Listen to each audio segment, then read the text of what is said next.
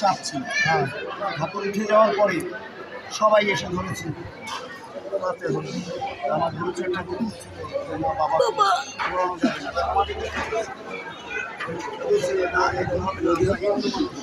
আমাদের আগুনে ঘোরানো ঘোরাতে হবে।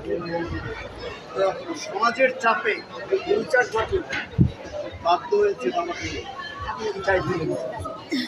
যখন চিটাই তুলে দিয়েছে গুরুচার ঠাকুর সাত পাঁচ প্রদক্ষিণ করে মুখে আগুন এসেছে।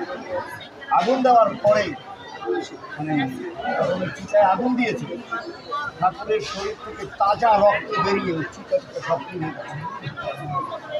আর তখন দৈববাণী হয়েছিল যে গুরুচাঁদ আমার কথা তুই রক্ষা করতে পারবি না, আমি তোকে বলেছি যে আমাকে আগুন দিবি, আমি তোকে অভিশাপ দিয়ে যাচ্ছি, তুই জীবিত থাকতে তোর চারো পুত্র কেউ থাকবে না তোকে মুখে আগুন দেওয়ার জন্য।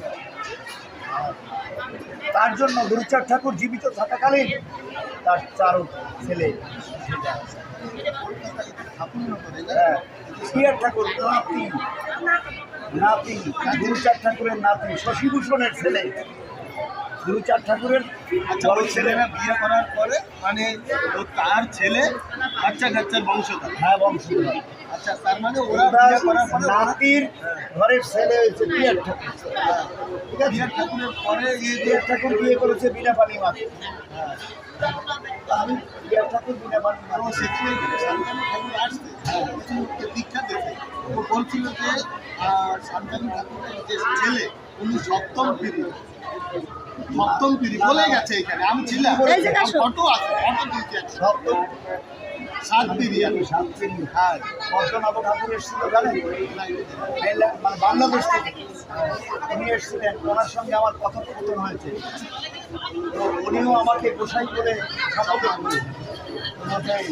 আমি ওনাকে কিছু প্রশ্ন রেখেছিলাম, বাবা আমরা সবাই শ্রীধাম ওরাকান্দির মতাদত চলি, এক এক গোসাই তার নিজের ব্যক্তিগত হিসাবে এক এক প্রথার চালু করে গেছে। কেন?